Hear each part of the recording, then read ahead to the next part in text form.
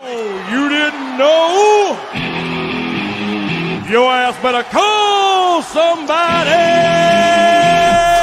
The energy revealed. Brooklyn to Queens, reppin' both hoods. Rob and CP, keep it fire, misunderstood. Cheer 'em all loud, let the anthem flow. Mets fans unite at the pregame show. From city stand lights to the skyline greens, it's the heartbeat of Queens, the craziest dreams. Rob hype on the mic, CP's the fire spark. Together they ignite, voices like the park, fans drift in jerseys. Legacy bold, the Metropolitan story forever told. Turnstile spinning, the crowd floods the gates. This is family, no time for debates. Crack of the Batman, the roar never fades. Queens in the blood, it's how champions are made. Cheer 'em all loud, let the anthem flow. Mets fans unite at the pregame show. From city stand lights to the skyline gleams, it's the heartbeat of Queens, the craziest dreams. 7-line swagger, vibes electric and wild. Mets legacy golden since I was a child. Orange crushed skies, let the battle ignite. Ride for the home team till the last fight.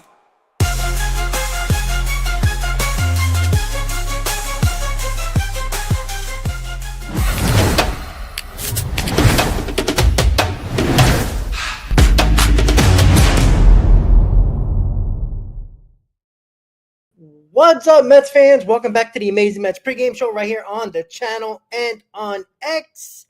As we look to avoid the sweep from the Tampa Bay Rays, the New York Mets have Griffin Canning on the mound to try to prevent the sweep at Citi Field today at home. How is everybody doing on this lovely Sunday, June 15th? The Mets are 45-26, 19 games over 500, leading the division by 3.5 games, and look to get back on track before they have the off day tomorrow, and then they head to Atlanta to face the Atlanta Braves for 3 games. How's everybody doing today, guys? Make sure you hit that like button and that subscribe button. We're going to go through the whole shebang quickly about the series and, of course, the preview in today's game with the lineups, the pitching matchups, and everything else you guys want to talk about in the comments. So make sure you continue to type in those comments and put in those comments, guys, as well. And I do apologize once again. For some reason, the Wi-Fi is still acting up from yesterday and it's still acting up today. So if I go in and out, I do apologize, but hang with me today on the show for sure. All right, guys. So yesterday was just another annoying loss because it was the lack with runners in scoring position, the lack of big base hits with people on base, and the pitching has slowly took a step back. And it continues to look more and more like the offense needs to continue to pick it up and put this team on their shoulders, put the pitching on their shoulders for a little while until the pitching can get figured out once again. I can't blame Clay Holmes on Friday because it wasn't his fault that Mendoza took him out, right? They're very concerned about his innings, which I've told you before they were going to start being concerning. And it's not that Clay Holmes looked like he was tired or he was, pitching bad because he's pitching too many innings. But the Mets are deathly afraid of that. They've seen it happen last year to Manaea, to Severino in the playoffs. When it got to a certain point, they were just gassed. And the Mets are trying everything they can to prevent that with Clay Holmes. I know with the Senga injury, he kind of probably will have a couple of weeks to obviously not pitch, so that arm is not going to have a ton of innings when he comes back. But they were taking care of Kodai Senga as well. They were giving him extra days rest. And they were probably going to do to Senga what they did to Holmes on Friday. They were going to protect his innings. And if everything would have worked out, we would have won that game on Friday. But in baseball, things happen. We all know that. And that's where we have to understand that the New York Mets are going to start paying attention very much so with innings on certain pitchers. And we should all know that. We should understand that. And if it happens to lead to a loss, I don't think the Mets are that worried if they lose a game here or there, to be quite honest with you. I know that sounds crazy to say, but they're looking more longer term this season than they are on the short term. They think they're good enough all around as a team which I agree with. I think they are a playoff team, but they're not too concerned about certain series or certain games, to be quite honest with you. Do they want to win them? Yeah, I think so, but not at all costs. And I think that's where Met fans got to understand that they were looking long-term this season with the Clay Holmes taking them out in the 5th inning with 79 pitches, than looking at the short term and winning the series or winning the game. I think they were trying to get away with one in game 1 of this series, and it bit them in the ass, and it trickled down into yesterday's game where your bullpen was kind of thin. You couldn't use certain guys. Your long men are basically non-existent because Kranick and Blackburn were used the day before. So you had to go with, the Butos of the world. You had to go with other guys. And that's where it ended up being a problem. And now in today, you'll have Brazaban, you'll have Garrett, you'll have Diaz, but we need a very productive start from Griffin Canning, not just to pitch well. We need him to give us length. That is what we need from Griffin Canning. If we don't get it, we're going to have a hard time trying to navigate through this game while trying to win it. And no matter what, even the Mets that might not be thinking short term, you can't get swept, right? You can have the Phillies gain a couple of games on you within one series, and that is a no-no. Because you'll have the off day tomorrow. You got to travel to Atlanta. Atlanta is going to be prime and ready. They're setting up their rotation for a battle. The Mets are not.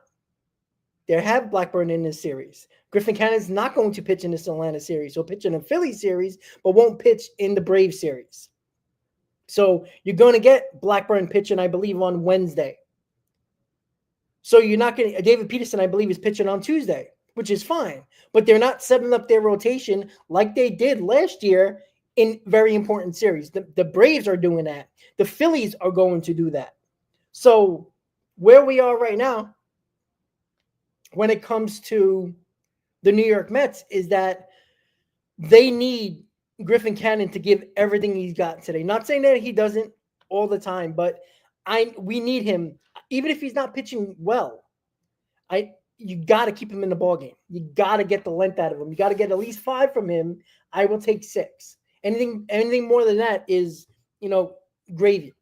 And that is where we have to consider looking at Griffin Canning as a stopper today. And it's funny because a couple of times the Mets have lost 2 in a row and they avoided the sweep. Guess who's been pitching? Griffin Canning. He's been the stopper. And he needs to be that today. The Mets offense got to wake up. And that is where I also want to talk about the fact that this offense, 72 games into the season, guys, is a problem. And somebody's got to step it up. Somebody's got to wake up, get up there and say, I got this. Pete Alonso did it early in the season. But even Pete Alonso, right now at this point, now individual numbers, they look really good. Right? Every graphic that you see on SNY, Nimmo's individual stats look good. Lindor, Soto, Alonso. But individually, is it going to get you to the ultimate goal, which is a team win? Group-wise, they're terrible with runners in scoring position. They're terrible with men on base. That has to change. I don't know how they're going to do it, but they better start doing it. Because, again, you see the pitching taking a little step back here. And it's time for the offense to pick up the slack. And until they do that, we're going to have games like we had yesterday where you're going to give up 6, 7, 8 runs, and you're not going to score enough. And you're going to lose a ball game. You're going to have a game like Friday where you think 5 runs, 4-run lead, in the 5th inning, using, guys like Blackburn who is going to go back in this rotation and fill in for the Kodai Senga spot. He's going to get thrown into the game. Max Kranick, who hasn't pitched well since getting sent down to the minors, he had a pitch. And we coughed up a game because we're so concerned, and it's clear they weren't so concerned about the win. They were so concerned about the innings. And I'm sorry, on June 13th at the time, I am not concerned about who is pitching, what innings these guys have in the month of June. If you're going to tell me by the All-Star break or a little after the All-Star break, you want to hone them back a little bit, fine. But on June 15th, when you're about to play the Phillies, you're about to play the Braves for a bunch of games over the next week. You can't be taking anything for chance in games that you have a good hold on. And they had that on Friday. And I think it trickled into yesterday. I think that game on Friday kind of trickled into yesterday's game where, it felt like the Mets, every time they started to inch back, the Rays did it again. And they got another run, or they got an extra run. And then, from the comeback that they had on Friday, it was kind of a trickle-down effect. Today, they got to get out early, and they got to be relentless today. Are they going to do that? I don't know. I'm not saying this team or all of us should be worried. Oh, my God, here we go. This is the downfall. It's June. Here comes a June swoon once again when we didn't have it last year. Not saying that at all. But they also have to play better because you're not going to get away with that against the Phillies, who are playing better. The Braves, even though they're 13 games behind us, they've been playing a lot better. Their offense has been picking up. Ronald Acuna has been red hot. You got to do it. And yes, Danger, thank you for reminding me. It is Father's Day. Happy Father's Day to all the fathers out there. And hopefully you get a Mets win in the process. So overall, when it comes to what we need from the New York Mets, we got to see better offense. We have to. The Rays are a good team, or I could say a little bit above average team, but you can see they score. And once again, I do apologize if I'm going in and out when it comes to pitcher and quality and volume. The Wi-Fi, for some reason, for the last 24 hours has just been crap. I don't know what the hell is going on. Trying to figure that out in the process, but as long as I stick on and stay on, I think we'll be okay. So I'm just trying to understand, why are the Mets worrying about innings now, right? They were supposed to do this 6-man rotation that was trying to combat what they were trying to do. And this is why the 6-man rotation is such a shot in the dark, because with the 6-man rotation, it's supposed to give guys extra days off. The idea with the extra day off is that you're a little bit more rested, number one. And number two, when you go into your start with that extra day off, you're supposed to go deeper into a game. So you can't do both. You can't give an extra day off to everybody with a 6-man rotation and then worry about their innings. It can't be both. Either go to a 5-man rotation and worry about the innings, or go to a 6-man rotations and let them go out there until they're on their last breath, until you feel like they are actually done on the mound. That's why I don't like the 6-man rotation, because I think it puts a hinder on what Mendoza is trying to do here, which is win ball games. And I think Mendoza's handcuffed, to be quite honest with you. I blame him. He made the ultimate decision of taking Clay Holmes out, but it's him listening to whatever the analytics are saying, whatever probably David Stearns is saying when it comes to, these guys and the pitching and the innings. And this is why I don't like the 6-man rotation. Go to a 5-man rotation. And once again, the Mets are deathly afraid of using Kodai Senga every 5th day. That's why they find every opportunity to give him an extra day, which they have done a very good job of all year. And yes, it helps that Senga's pitched good, but we know he can pitch good on an extra day rest. We know that. What he can't do, and what he's shown no signs of doing, is pitching well on 4 days rest going into your 5th day like a normal starter.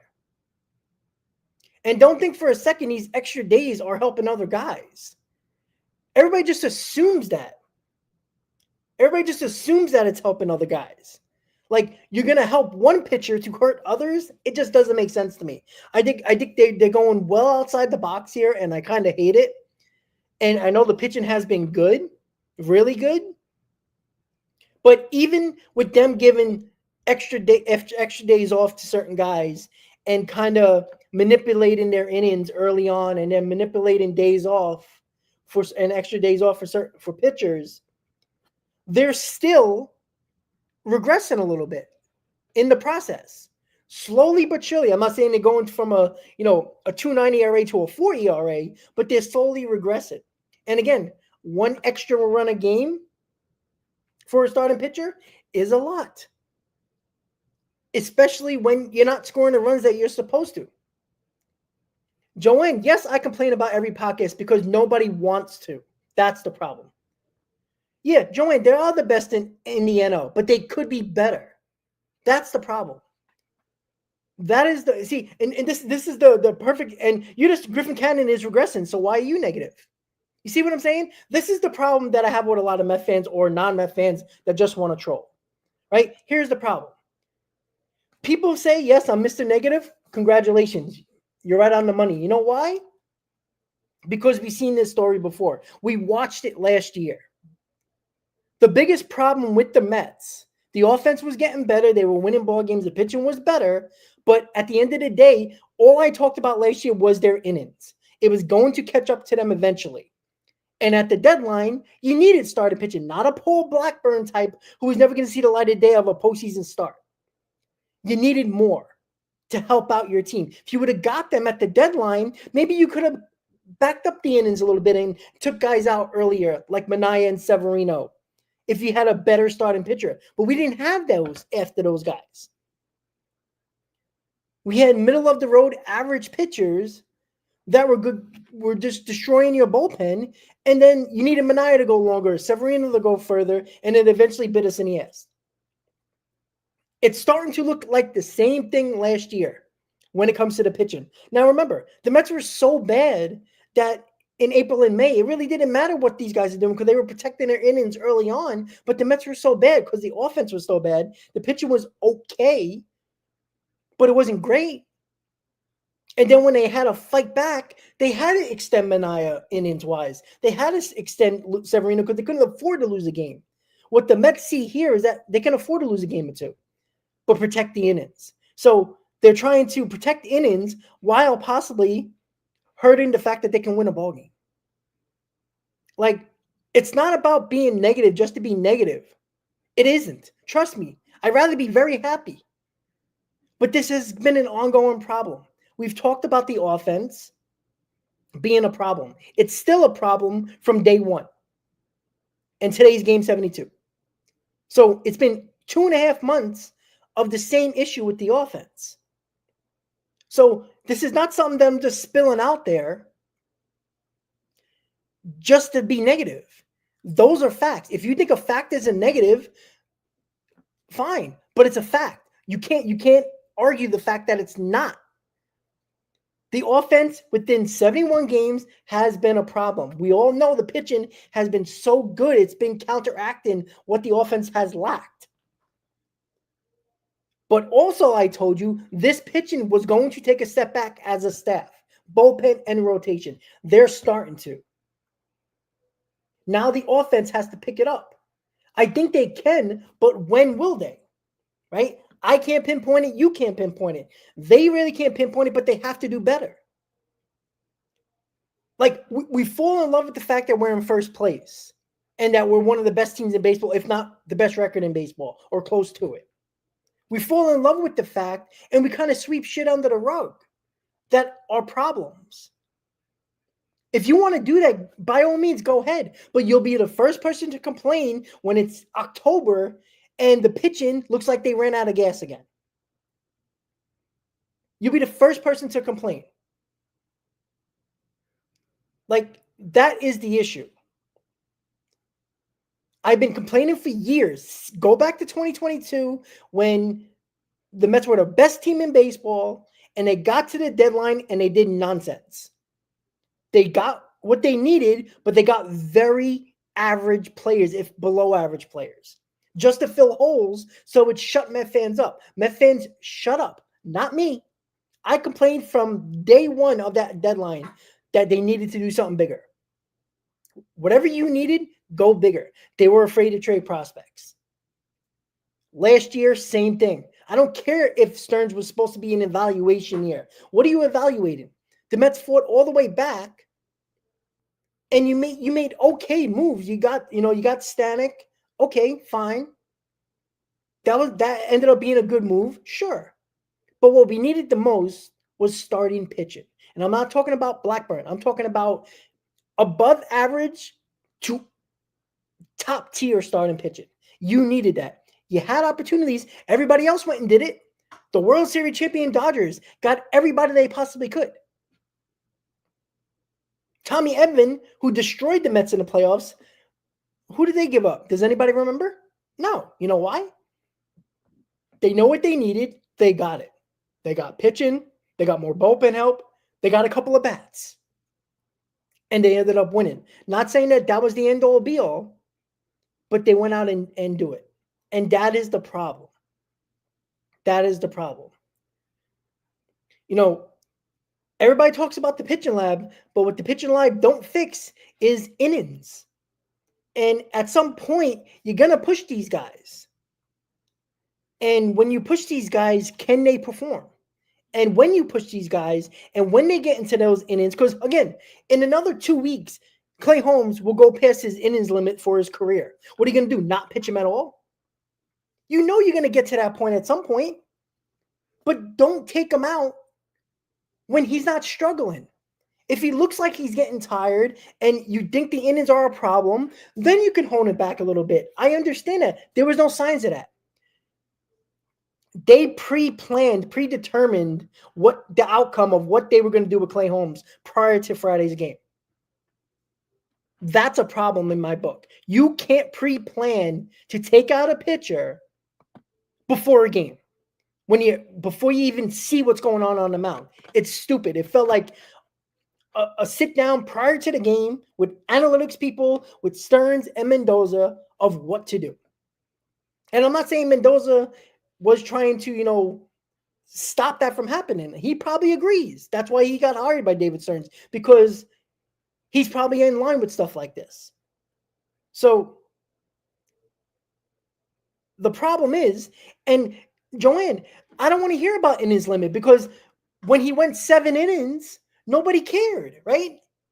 But now we're going to do it when you could have probably got him through the 6th or 7th inning of that game and maybe not use a Blackburn. Maybe you went to your better bullpen arms instead of your mid relievers. That could have changed the whole game.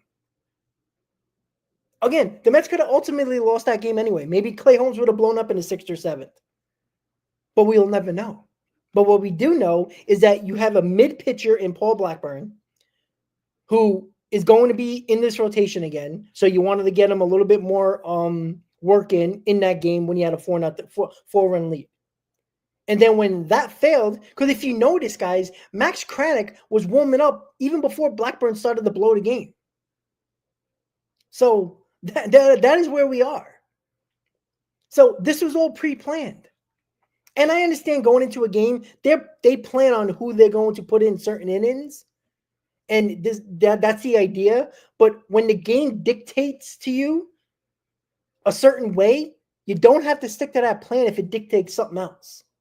Clay Holmes was fine. They determined what they were going to do in that game no matter what.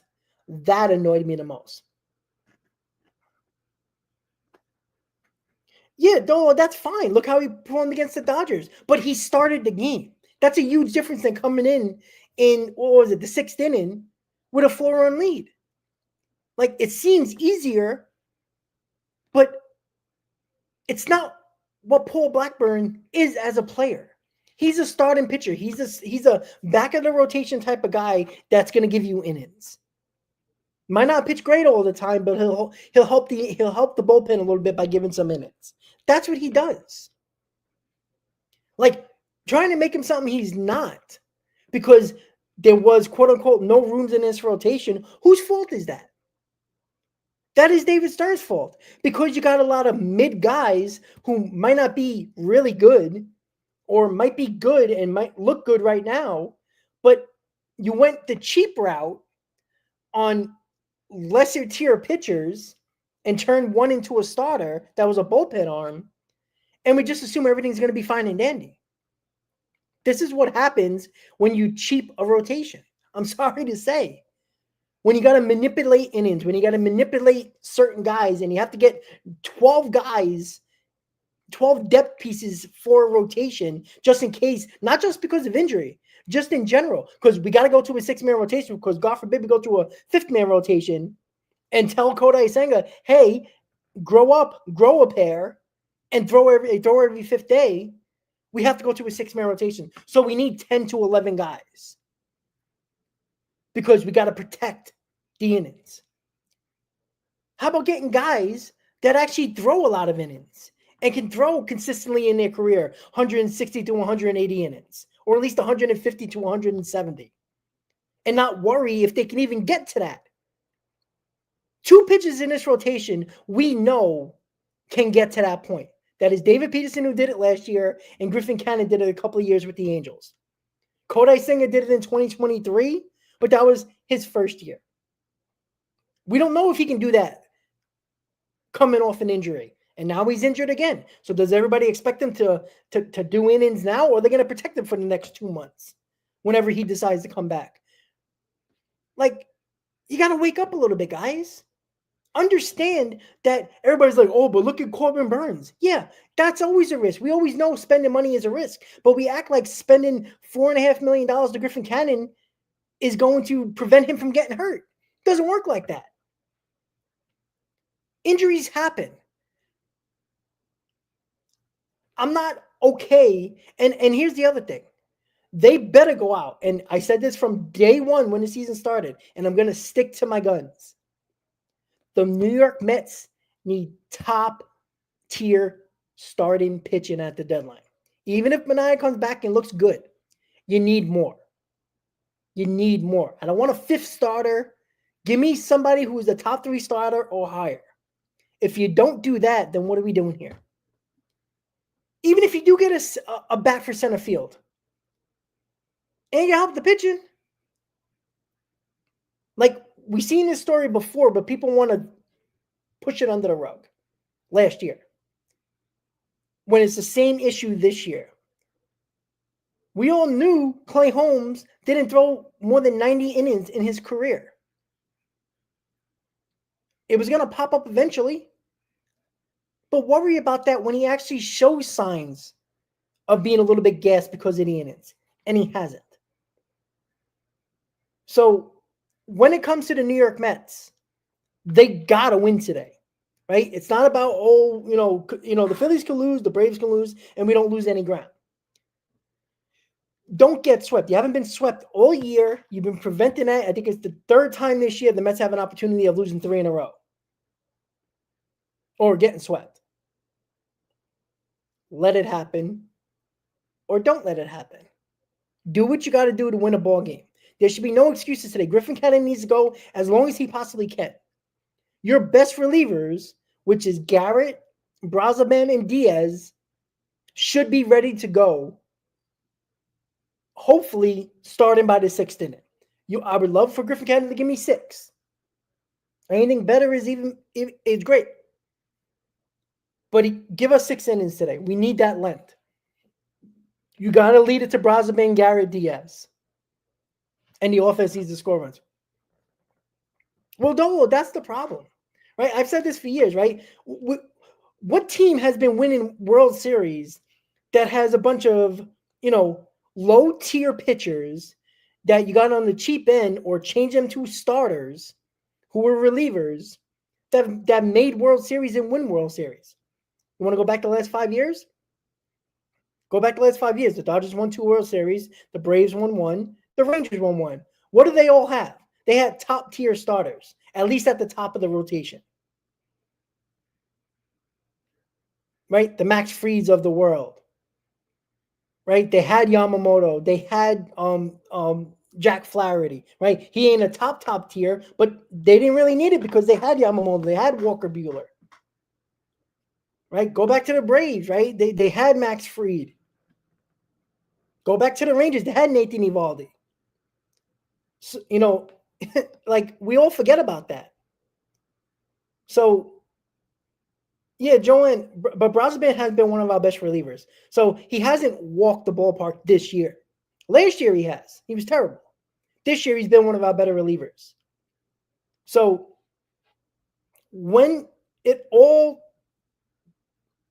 if you put this into a big picture here, guys, don't tell me that this type of rotation is a rotation that is World Series quality. I'm sorry, it's not. You want to fall in love with the fact that the pitching lab is the end all be all, is the missing piece of what the Mets could do. Yeah, it gets them through a season. That's all it does. But at the end of the day, the teams that make the World Series have an ace of a staff who can pitch the entire year without worrying about his innings.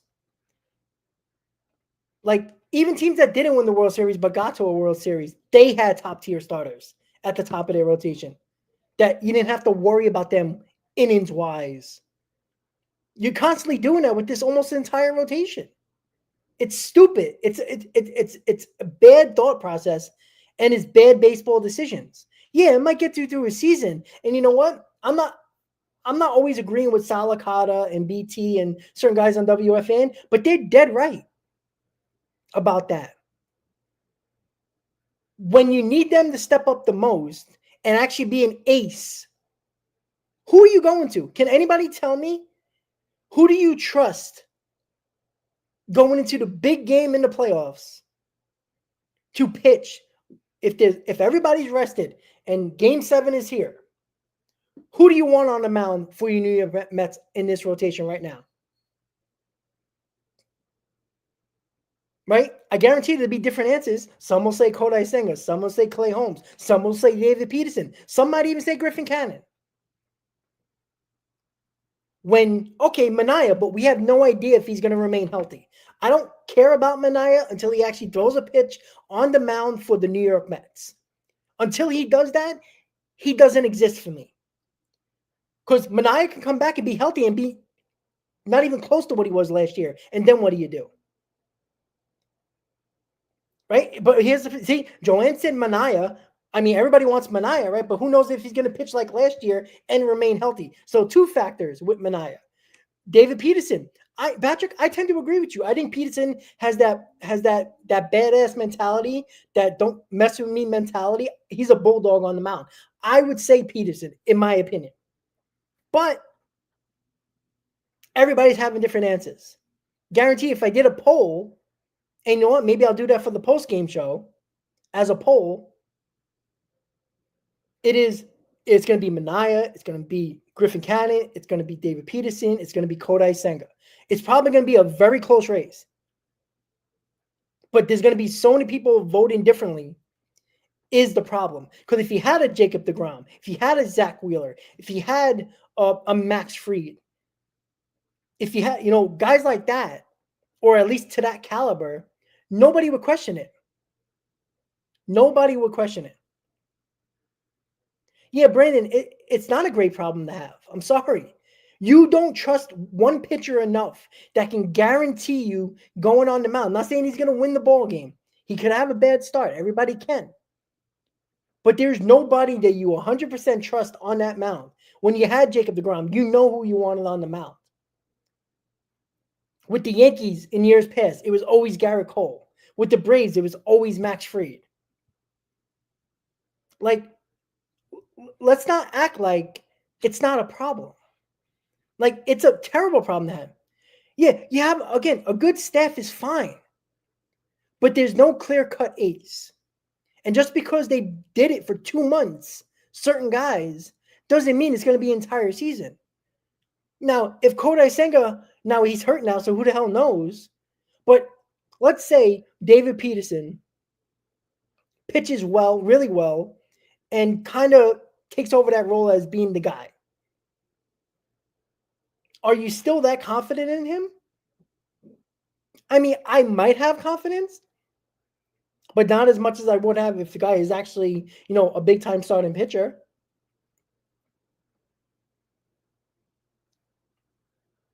Yeah, we don't have great arms. I'm sorry to say we don't have great arms. We don't. Clay Holmes is still a question mark. He's done it for, 11, 12 starts? Can we calm down? Griffin Canning, the same thing. Career 4.5 ERA guy. Kodai Senga, in 2023, there was no pressure on him at all because the Mets weren't very good. 2024, he was hurt. And we just assumed that he can get through a whole season. He's hurt again. I don't care how it happened. He got hurt. I'm sorry. There's not many guys I trust. Yeah, okay, but it's not just about Burns. It's not just about Burns. The Mets could have got Max Fried.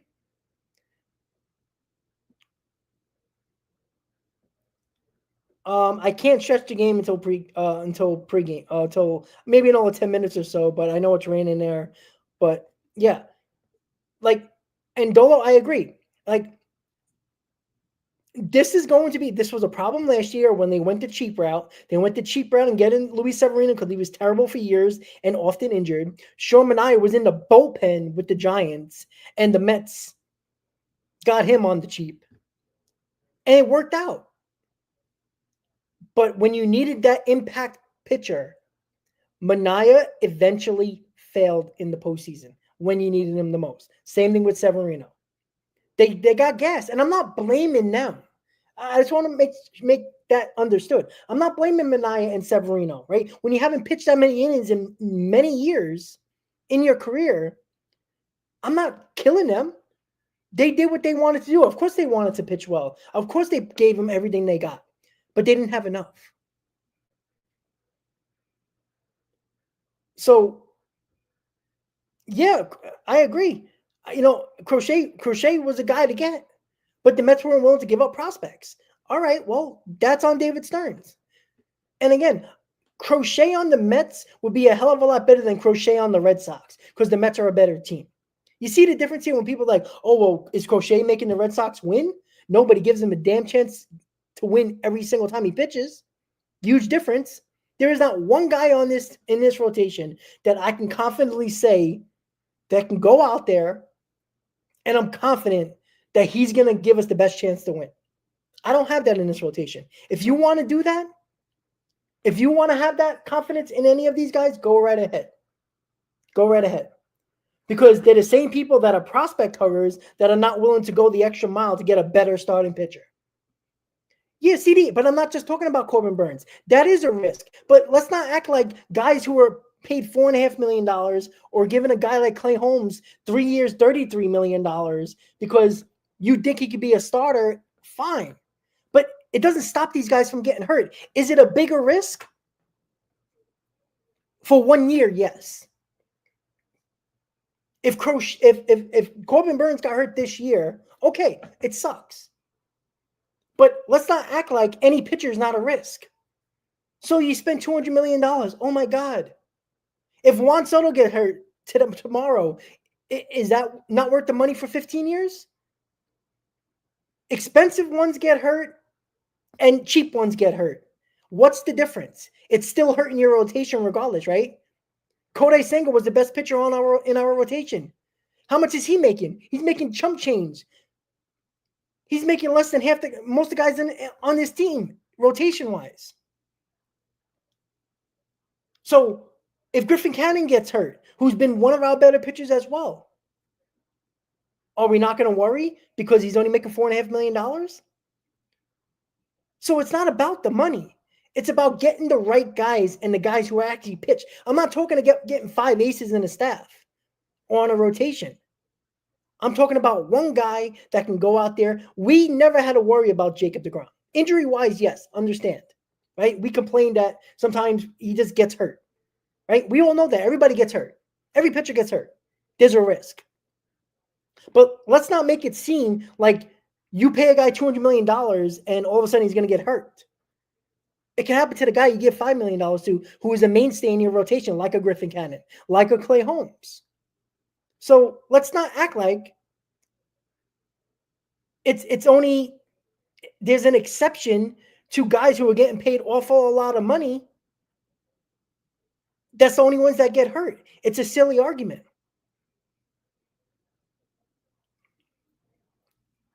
But Brandon, let me ask you something. The best starting pitcher right now for the New York Mets before he got hurt was Kodai Senga. Why aren't you complaining about Kodai Senga getting hurt? Right? There's no guarantee he's going to come back. You can tell me whatever you want. This guy takes a long time coming back from injury. Not only does he have to get healthy, he has to worry about his arm angle, his mechanics. So let's not act like Kodai Senga is going to be back when they say he's going to be back, because he takes a long time to recover and then get right. Why isn't people complaining about Kodai Senga getting hurt? It's kind of like, oh, don't worry, we'll be okay. It's only a grade 1 strain, no problem. This rotation can handle it. Okay. That's nice. Right? How would Max Fried look in this rotation right now? I'm sorry. I don't care about year 6, 7, 8 of a contract. You know what I care about? The first 4. Specifically. And again, I'm not saying it was going to be, a great contract for Corbin Burnes, right? I think long-term contracts are kind of silly, but that's how you get the good players. It's just that simple. When you go into a season hoping these guys are going to be good, hope doesn't go very far. It can take you so far, but it won't take you far enough. Now, again, the Mets have an opportunity to do this at the deadline, right? I think you can get through a season and make the playoffs with a rotation like the Mets have. But it's not going to get you to the World Series or win it. There's flaws there. That's why you got to do it at the deadline. That's why I'm not mad that they're doing this to get through a season. I understand that. But the years that Mets had opportunities to do it at the deadline, they have not.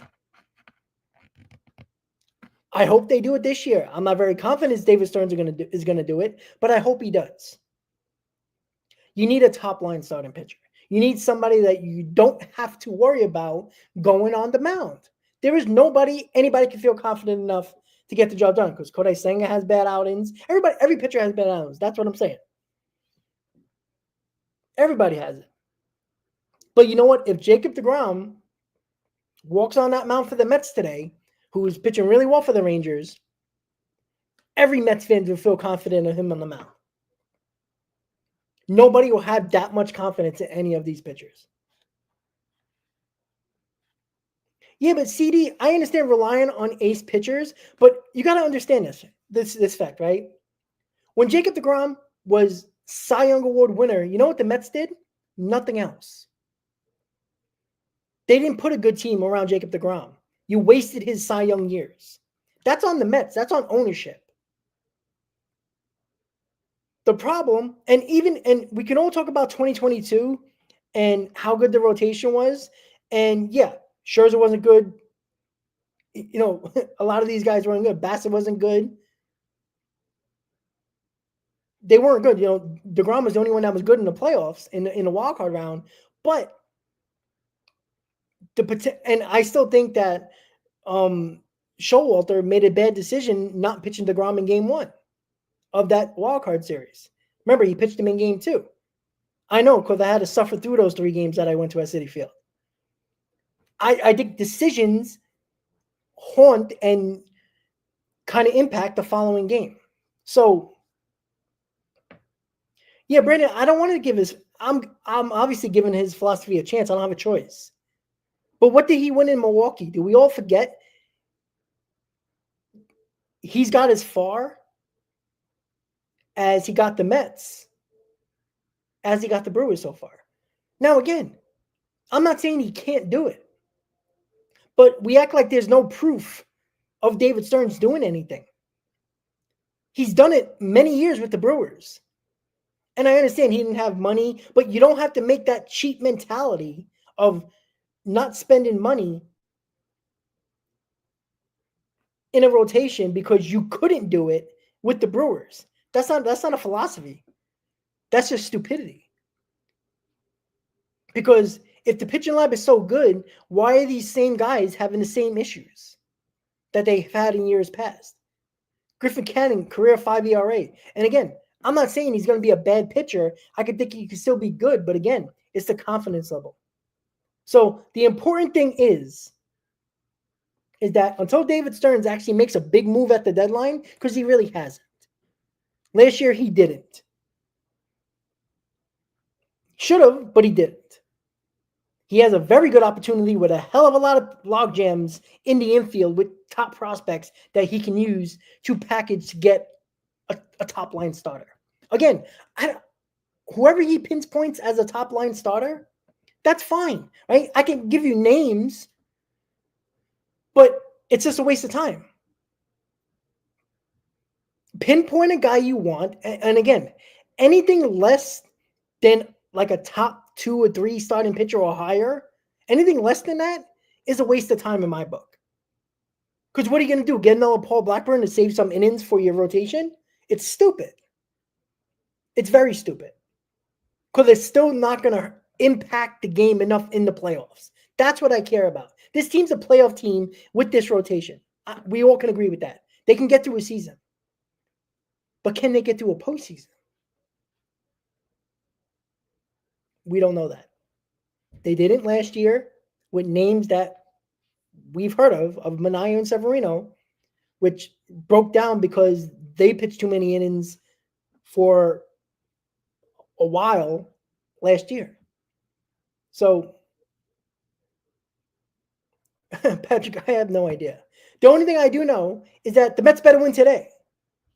Right? Avoid getting swept. And again, poor Griffin Canning has been a stopper for this team because every time the Mets are going to go possibly on a 3-game losing streak or possibly get swept, Griffin Canning has been on the mound multiple times.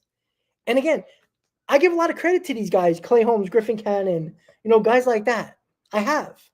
Right? I haven't downplayed their performance this year. But to act like it's just going to continue just on the will of your thoughts and your opinions and you just, happy-go-lucky Met fan that's 20 games over 500 or now 19 games over 500, you're rudely mistaken.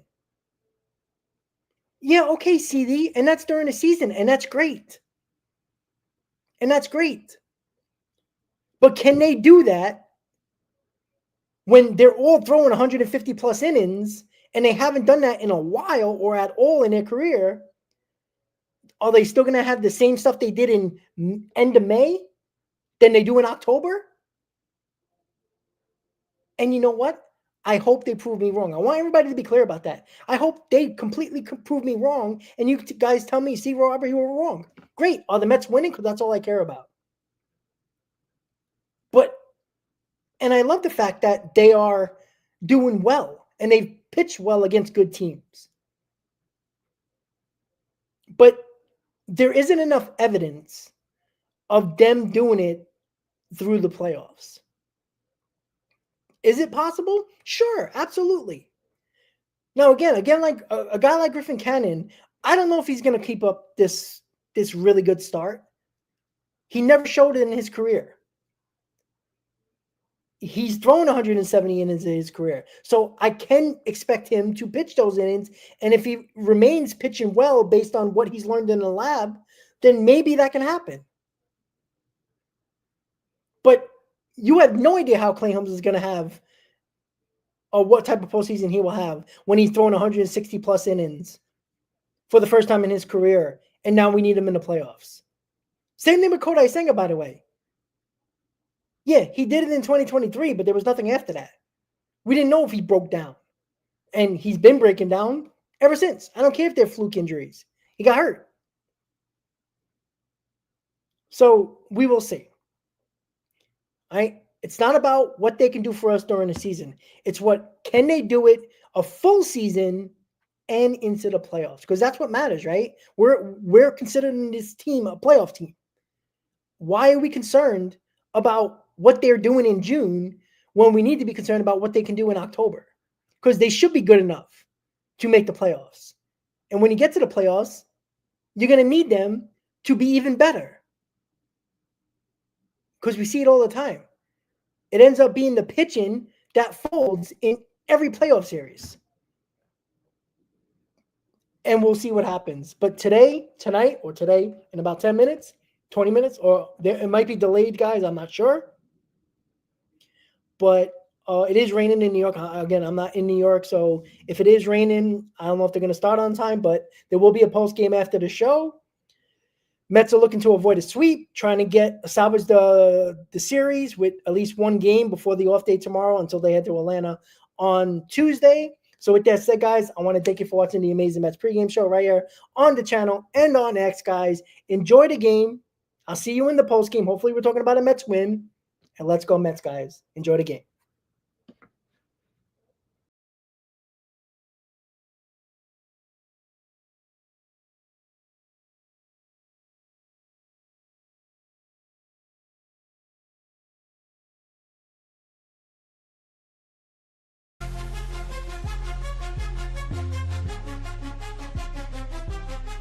7 train rumble, headed to the field. Orange and blue vibes, the energy revealed. Brooklyn the Queen.